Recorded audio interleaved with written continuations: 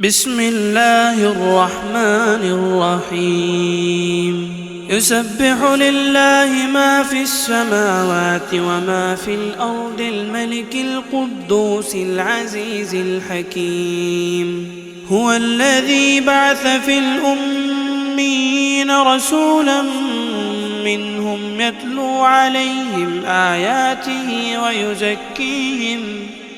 يتلو عليهم آياته ويزكيهم ويعلمهم الكتاب والحكمة وإن كانوا من قبل لفي ضلال مبين وآخرين منهم لما يلحقوا بهم وهو العزيز الحكيم ذلك فضل الله يؤتيه من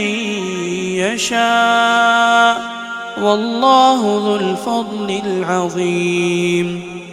مثل الذين حملوا التوراة ثم لم يحملوها كمثل الحمار يحمل أسفارا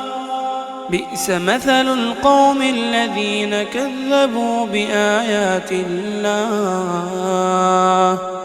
والله لا يهدي القوم الظالمين قل يا أيها الذين هادوا إن زعمتم أنكم أولياء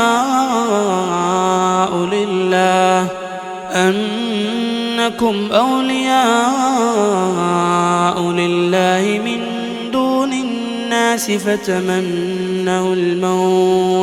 فتمنوا الموت إن كنتم صادقين ولا يتمنونه أبدا بما قدمت أيديهم والله عليم بالظالمين قل إن الموت الذي تفرون منه فإنه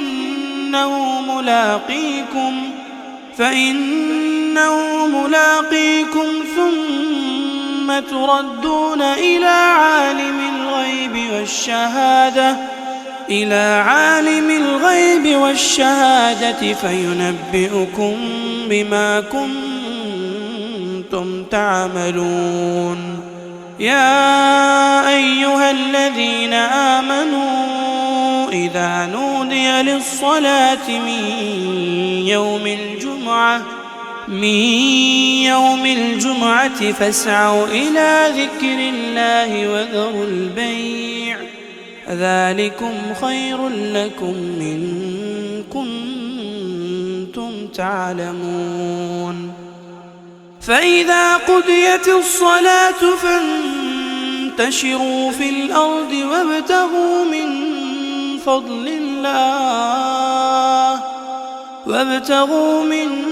فضل الله واذكروا الله كثيرا لعلكم تفلحون وإذا رأوا تجارة أو لهوا انفضوا إليها وتركوك قائما